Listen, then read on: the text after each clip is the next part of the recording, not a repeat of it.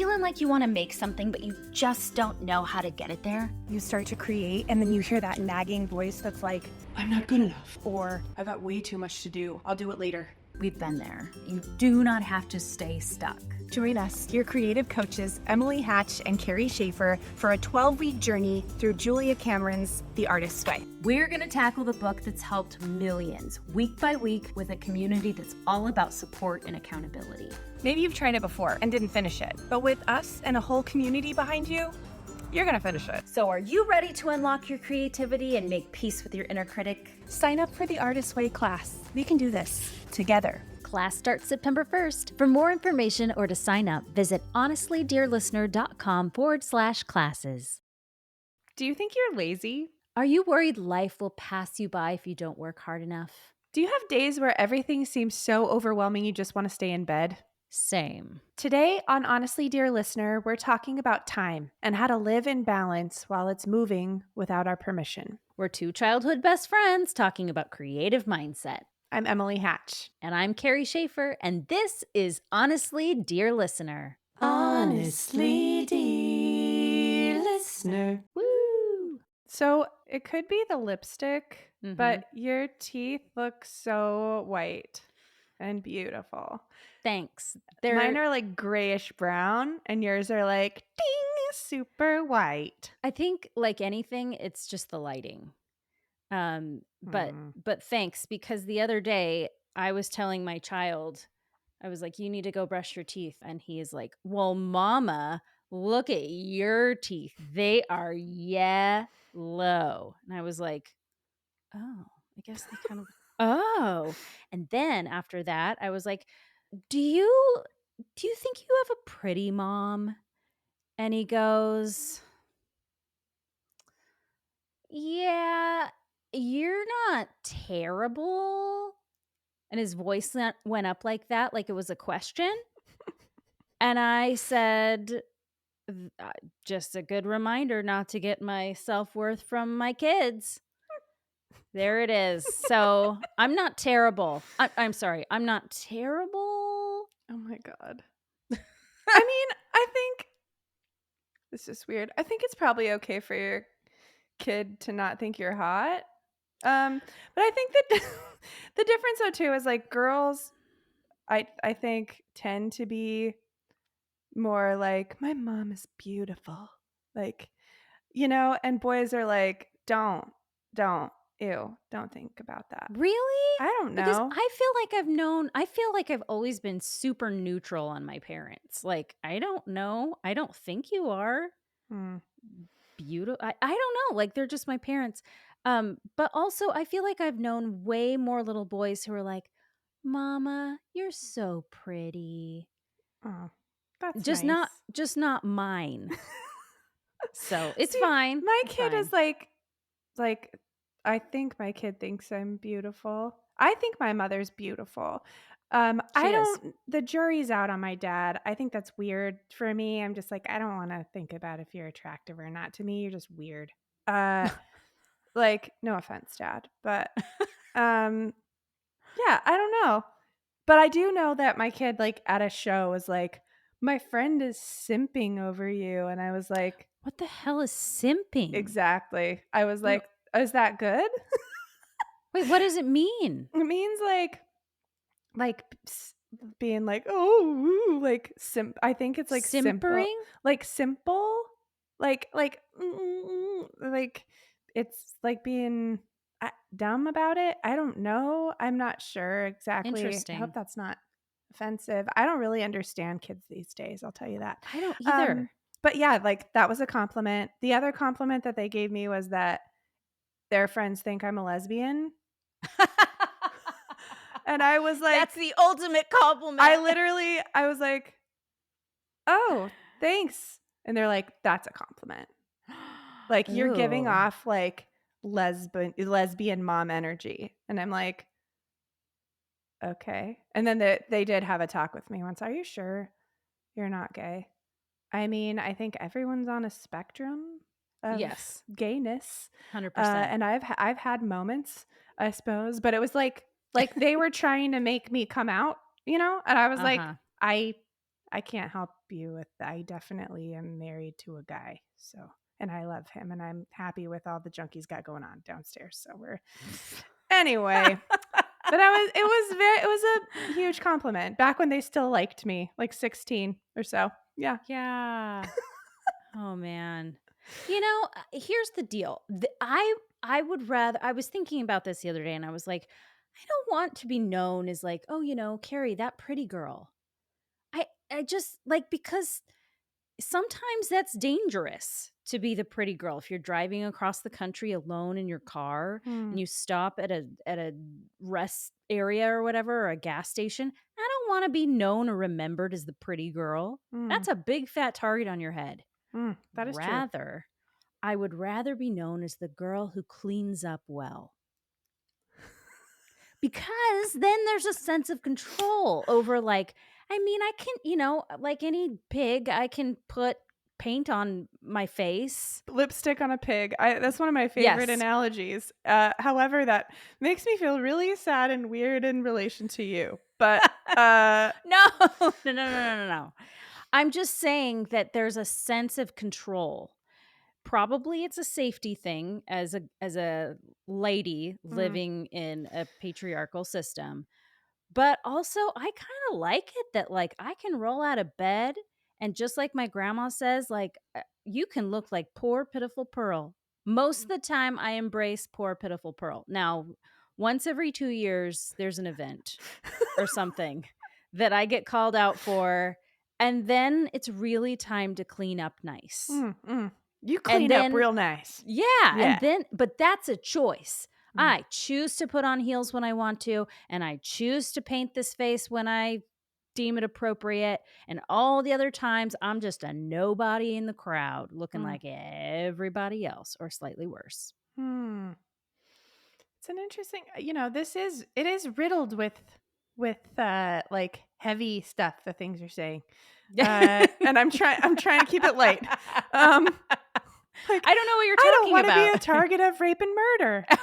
Like, okay, yep, we're going to scoot right past that. Okay. I look pitiful if I don't put lipstick on my face. I'm like a pig. Like, okay, we're going to scoot past all that and just say, great, Carrie, I hear what you're saying. I really don't mean this to be like a self-deprecating thing. I really mean it to be like I got control. And what is physical attraction anyway? I'm trying to downplay that a little bit and be like, yeah, I've got other things going on. I can write good. It's okay if my son doesn't think I'm hot. I'm not destroyed. It's not a big deal. It's fine. I'm not upset. No, not at all. So, so yeah, that's how I feel about that. And that's all I have to say about that. That's right. Yeah. I don't know. I always have felt like an armpit fart in human form. So my gosh. Yeah, but like, here we are. I mean, you know what? I'm fine. I'm fine with that. I'm in therapy, as we've mentioned. So it's good. And I put lipstick on today. Got lipstick on this swine. That's right. Oink oink. Oink oink, motherfucker. Yeah, before come and get your love. That's right. All right. Before we showed up today, I was like, oh man, it's a lipstick day. And you know when it's a lipstick day, when you're feeling a little like, like that sound, but applied to a face or a whole body. So both of us have lipstick on today. That's I do all. most of the time. And I think that might be like an indication of my fairly constant but it's all right. Look, we're making it work. And speaking of which, I've been talking to my therapist lately about having things not need to be, and we've talked a lot about this with the like black and white, like good or bad upbringing that we've had in very like strict Christian upbringing. See episodes 21 and 22, right? Our deconstruction episodes. I think so. They'll be in the show notes. Continue. So that I don't have to be like in love with everything all the time, and I don't have to be like super happy all the time, and I don't have to be. If I'm upset, that doesn't mean I'm always upset. I'm so binary with things, so I've been working on that. It's like it's fine if I feel kind of like shit. Uh, that doesn't mean I now accept my depression as something that I will be forever, or feeling like a bag of mushy bananas.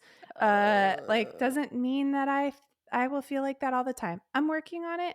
Um, but yesterday I got a notification on Substack, which is a really cool little. It's like a What social is media it? for creatives in a way, Yeah. but like where you share your art. And Carrie writes on Substack, and you should follow her. What's it called, Carrie? CarrieSchaefer.substack.com There. also will be in the show notes. Yeah. And you released something. Tell the people about it, because I I really loved it. did. I wrote an essay called Sleeping My Life Away, or Mario on Autoscroll. And the whole idea was that I feel like I live so much of my life in bed and kind of asleep at the wheel, sort of letting the days happen to me instead of necessarily being awake or proactive. And I likened it to in like a Mario game, where like I'm thinking Super Mario World, like for Super Nintendo way back in the day. So usually most of the time levels are your movements and how you advance in the game set the frame for what you're looking at, right? So if I go faster, the frame's going to go faster. If I go slower, the frame's going to go slower, okay? So these auto scroll levels, I hate them, number one. And I think most people do too, because they're the worst. But but the frame, you don't determine the frame speed. The game determines the frame speed. So it's moving along rather like time does in Oh the shit. real world. Yeah.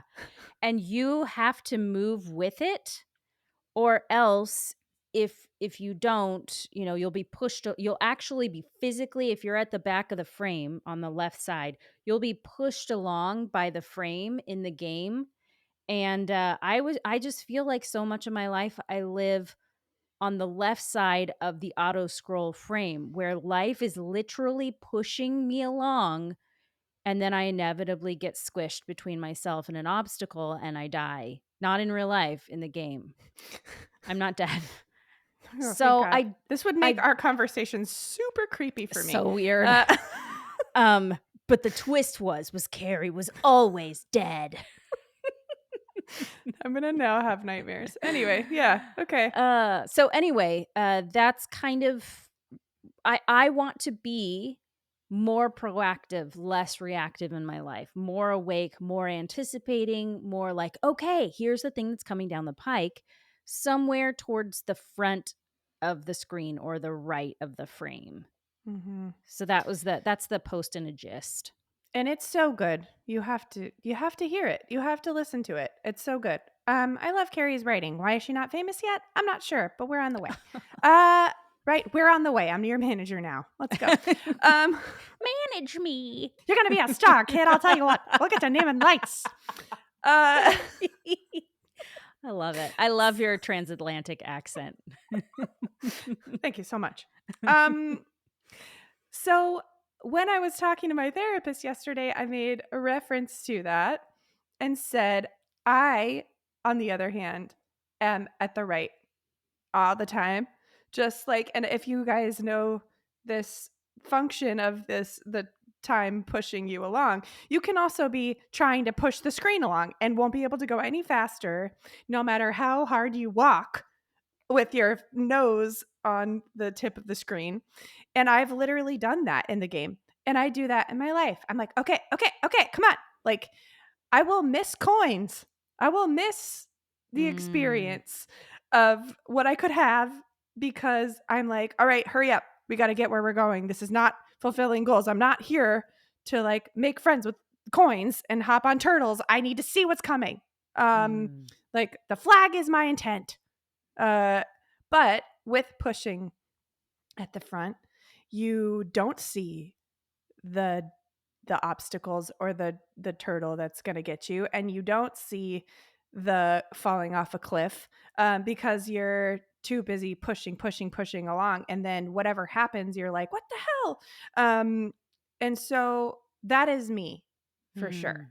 And my goal is to get more center of So the screen. that's interesting, because when I wrote the post yesterday, I was thinking, if I could only be at the right side, at the very front of the frame, that's proactivity. And you're going, no, I live at the front of the frame, and it's not all it's cracked up to be too. Like, kind of what you're saying is the best place to be might be right in the middle of the frame. Mm-hmm. But that's scary because you can't feel the back of the frame in the middle. You can't feel the front of the frame in the middle. How do you have any frame, of reference to know where you are? You know, it's almost like I take comfort in being at the back because that's familiar to me. Mm. And to me, I feel like I must have more control if I'm right there with time pushing it. Like I'm going to get somewhere quicker. Mm-hmm.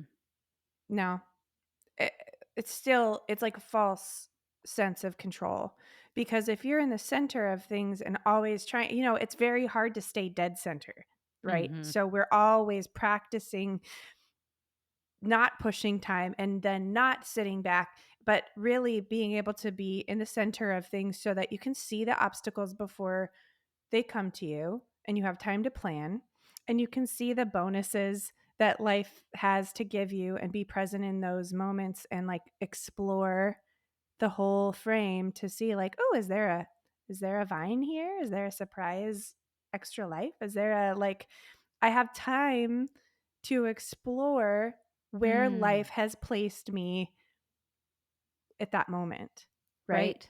So this is like a weird, like so deep I'm getting with this, but honestly, it was like very eye-opening to me to be like, I could just know the turtle's coming and have a minute and not be, like asleep at the back, like, oh God, what do I do? What do I do? Because it's still, even when you're trying to rest through it, it's still, you have a long time to panic before those things come and overanalyze how it's going to go and then fuck it up, Tell me about it. um, but if you're a center, you actually have more control. You can see what's behind you. You can see what's in front of you.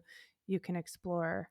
But it's hard to stay in that place. And I've been like proud of myself lately because I haven't been happy. I said a couple weeks ago, I've had like a harder time probably in the last month than I've had in a really long time, maybe ever. And I've been like a single parent and gone through a lot. I've had a hard time. But what I am proud of myself for is starting to learn to be more in the center and be like, I observe that I lost some height. I observe that maybe like there's some stuff coming up and I don't have the tools to deal with it. But it's not going to be this way forever. And it's going to be okay. It's funny. My therapist also is like, oh, you know how like in those, then you get the star and then you get like super supercharged and you can go as fast as you want. And I'm like, yeah, I always ended up falling off a cliff because I was trying so hard to take advantage of everything I could possibly get and kill all the monsters while I was still, and then I would like run off I would always fall off the cliff because I was like too supercharged trying to like get everything before it got me, Right. so that also was like another version of that, like pushing forward, but really being like, okay, I now have a tool that like I don't have to be afraid of the things that are coming at me because I'm supercharged. Not like I have energy right now. I have to make everything I've ever wanted to make right now. Like that happened to me last week. I was like, if I don't write this entire book right now, or like, then Right. I'm never going to have energy again. Like, That Yeah. doesn't last. Surprise. Um, spoiler alert. This week's not that way. Life is so cyclical. Like everything around us is reminding us that things go in cycles. Like the day, from day to night, from light to dark, from the different seasons changing, our freaking menstrual cycle. Like I've been reading this book called Next Level by Stacy T. Sims, and she is a doctor that primarily specializes in researching perimenopause, menopause, and postmenopause for women and the effects that that has on the brain and training and sleep and all the things. And she was saying we are dramatically uh, influenced by our hormones, which I know is like not a big secret, but like even more than maybe we realized we are. From the time you ovulate to the time that you start your period is a very, very tough time for a lot of women's bodies, emotions, making decisions.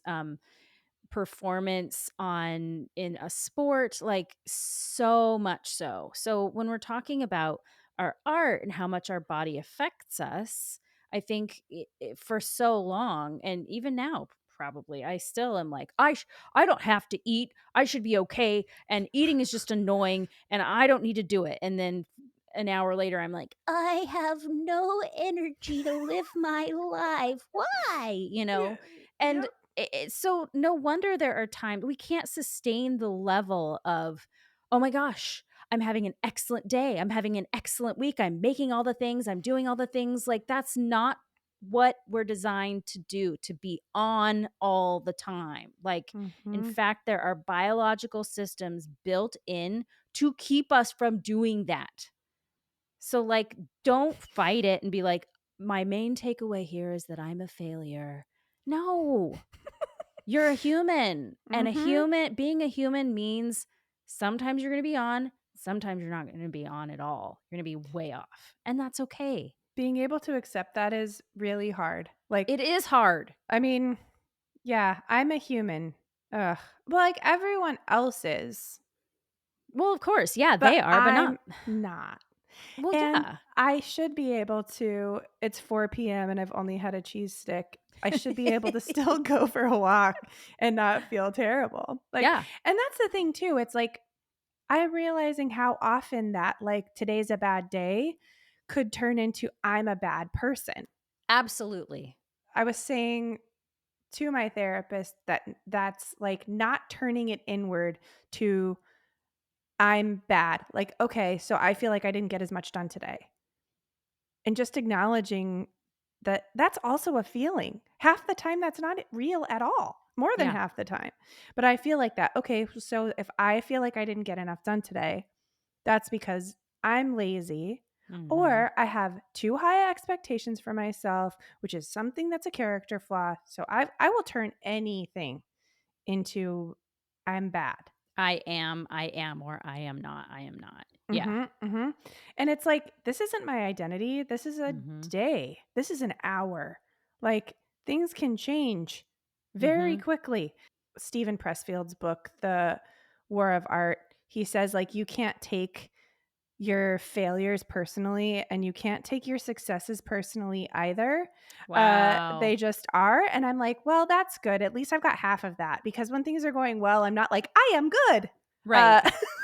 But like, I don't know if anyone else relates to that, but at any rate, coming back to center Hmm. and being like, okay, this doesn't make me bad.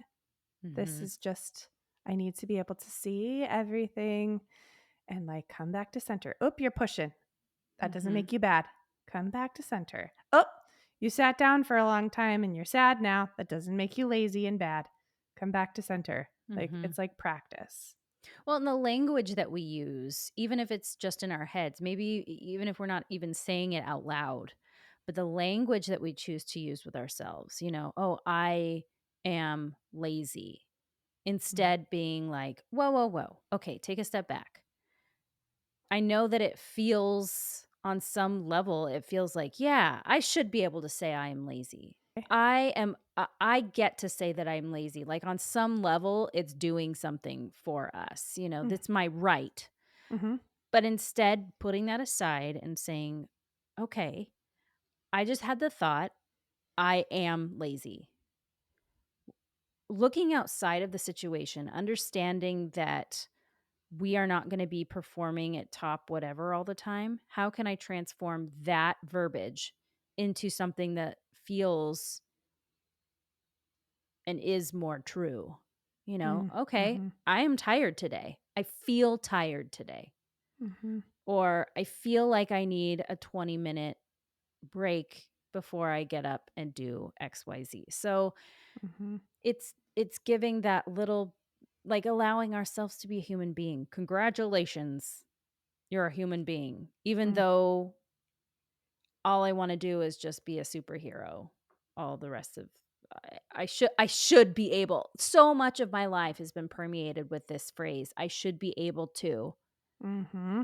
And going finally now around 40, sort of accepting that, like, maybe I can't. That's kind Mm-hmm. of one thing that's nice about leaving our 20s and 30s is realizing maybe I can't. Okay. And like mine's shifting too to like, what is my brain and body trying to tell me? And that's Yeah. something because it's like instead of because I want to be actionable all the time. So like I feel lazy or I am lazy. Going to like, okay, I feel tired. Mhm. And then I'm like, I gotta fix the tired. So what am I gonna do? No, no, no. Okay. Now you noticed you're tired. What's your body saying to you that you might need Mm. right now? Mhm. Instead of like fix it, go get a bunch of caffeine. Or like fix Mm. it, do something that energizes you, you idiot. It's like, no, what's the action? Okay, I'm tired. Why am I tired? Oh, I've been like going through XYZ. Or maybe I need to like take some vitamins or make sure I'm eating a little bit better because maybe my body is trying to get sick. Like Mm. maybe it's okay to nurture that and not just be like, okay, well then you got to fix it. Um why do I feel like this? Mhm. You know? But like from a sweet way. For me, I'm never very sweet about it. I'm like, okay, you're probably tired because you've been doing a bunch of dumb stuff and like now you've got to just pull yourself up by your bootstraps and do it anyway. You terribly tired, lazy piece of shit. You know, like, no, Mhm. no, no, no. Okay. Yeah. So actionable Mhm. could be a lot more kind. So what, on top of being more kind to ourselves, paying attention to the language that we're using internally, how do we center ourselves more in the frame? Let's start with you. If you are one of those people that is on the extreme right side of the frame trying to push time ahead faster, what are some things that you have found have been helpful for getting yourself in the center? Um, recognizing my accomplishments uh, has been something I've been trying to practice because I really do disregard every positive thing I'm doing as like, well, good, you didn't fuck it up then. Instead of being Mm, like, okay, what you just went through this day and you've been telling yourself you didn't get anything done. Like, take a walk and think about the stuff that you've been doing and all the cool things that have happened because of all the stuff you've been doing. And like, I know that sounds kind of strange, but I need that. I'm like, I don't even care. Like, how many miles have I walked pushing, pushing, pushing? Well, of course, because that's what you have to do. Like, no, take a second to go, like, hey, you know how you made that thing that you were proud of like a week and a half ago? That wasn't that long ago. Hey, remember how you went to these shows and you talked to these cool people and this stuff has happened? That's mm, awesome. You are doing something. That like acknowledging those things that don't feel like a big accomplishment as big accomplishments for me gets me off the wall. It's like you don't have to push this hard. You mhm, can actually like slow down appreciate your surroundings, acknowledge what you've done. That's a big thing for me. And what I've done could be I ate better today.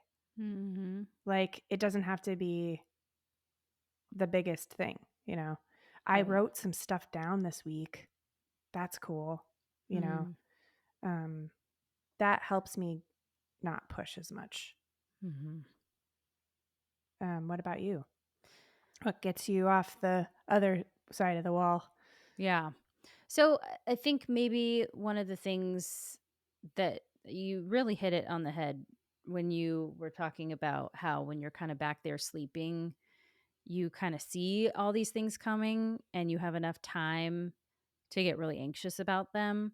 I think I see I'm aware of the big picture, but not in a great way because I see everything that's coming and it feels very, very overwhelming. So I'm Mm, aware that like I haven't gotten the things to the accountant and I haven't, framed those pieces of art that I wanted to put in my bedroom and I haven't done this and I haven't done that. And it feels like instead of overworking and being overproductive, I just shut down. And so there's a concept in life coaching that we use when people tend to feel overwhelmed about a task or whatever. It's called chunking.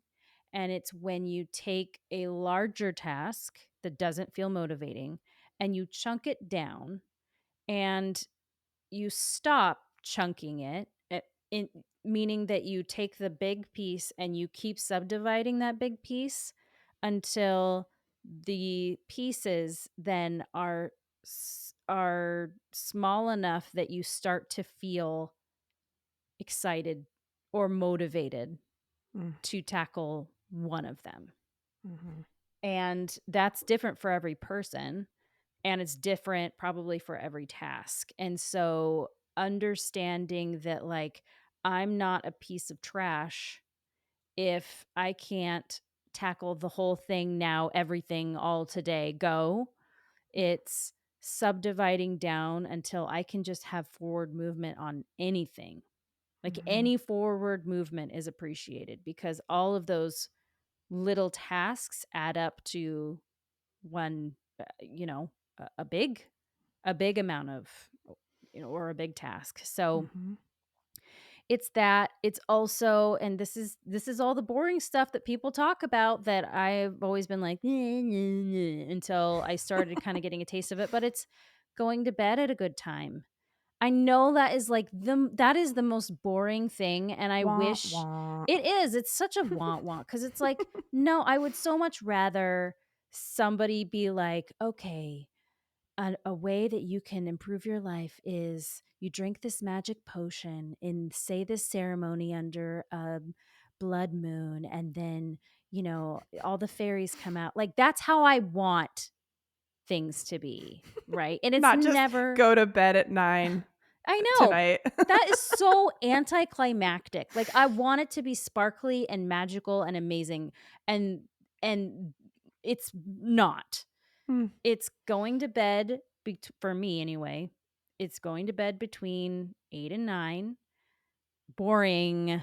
It's eating well and drinking enough water. Also boring. It's mhm, moving my body, whether that's at the gym, which I've been swimming lately, and that's been great. Um, Lifting weights, weight training, anything like that. Once again, I mean, maybe not quite as boring, but still kind of boring, Yeah, it you sounds know? terrible. Mhm, Yeah, it's like all of those things that add up to giving your body any kind of chance to have enough energy to make something cool. and to be on your side. Yes. Yeah. And it's for some reason it has been for me historically difficult to get my body on my side.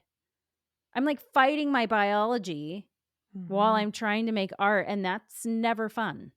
No. So it's those things. Those I think are the things that have helped me recently. I like it. You know, Yeah. it's kind of funny. They're very similar, Yeah. right? It's an acknowledging, I think, that the little thing you did um, is helpful too. Like, hey, I did this today. And when that voice tries to creep in and is like, you didn't get the big thing done, it's like, nope, I didn't need to. I did this, and that's getting a chunk of it done. And I'm Mm-hmm. proud of myself for that. Good job. You know, Absolutely. like pulling it back to center, Right. pulling it back to center. Because you have to stay in motion all the time to be in the middle. Mm-hmm. You have to be aware of when you're maybe pushing yourself to one side or the other and be like, okay, and not take the time to stand there and be like, you idiot. Mm-hmm. You're right again. Like, no. You gotta keep moving now. Come on. It's Mm-hmm. gonna be okay. It feels an awful lot like meditation. Like when your brain wanders for a second, it's almost Mhm. like you're going to the right or the left side of the frame, and the coming back to, okay, I hear you, but let that go. Let that thought go. Keep releasing that thought. Feels a lot like coming back to center. Mhm. It's amazing. Meditation. I Ugh, know. It's also another boring thing. so boring. Why can't we have, this is all I'm asking for, Emily, radiant, electric, novel, magical, stunning days, day after day after day, Mhm. of like incredible things happening, conversations, meeting the most like luminous people. Mm. And Why that can't, see your art that you definitely had yes, time to make that day, yes, and they come and see it and think you're amazing, and they're making their own amazing things, so you really know that like hmm, they're, oh yeah, like that doesn't sound like too much to ask to me. right? It doesn't sound like too much to ask to me either, but that's just not the way it goes. And then I don't know. I don't know if this is like an artistic thing or if this is just my personality or if this is just me and you, but I want things to always be novel all the time. And it's a major disappointment when they're not. But then I think, am I missing something? I suspect I'm missing something. If the day-to-day grind of life is boring, what am I missing? Mhm. You know? And it's Mhm. probably like the little things that if I just noticed more, if I quieted down more and took the time, I would find that actually luminous, novel, incredible things are happening all the time. Yep. And it's like a perspective thing or some shit. Yeah. Yeah. Sorry. Perspective, Yeah. balance. Like it's almost like you could find magic in the mundane if you were paying attention. Damn it. That's like Ew. every back of the toilet seat book I've ever stumbled across. Yep. But it's true. Yep. Life is what happens on the back seat of the toilet while you're, never mind. Anyway, I was nope. Nope. Uh well, that's it. We've cracked it. No more questions. Thank you so much. The podcast is over. We have found our way to perfection. Yeah, well, I mean, yes. So we would be remiss if we did not talk really quickly about our Artist Way class coming up. It starts September 1st, $75, gets you 12 weeks of the class. You'll be meeting with us and other friends who are coming along on the journey. Um, Sign up now. We want to make sure that we have spots for everyone. If you are interested, want to sign up, or just want more information, you can go to honestlydearlistener.com/classes. Wow, your commercial voice is so good. It's like I've done it for a living before. Oh, Murger. So good, Carrie. Thanks. Well, dear listener, we'll talk to you soon. See you next week. Honestly, dear listener. Woo!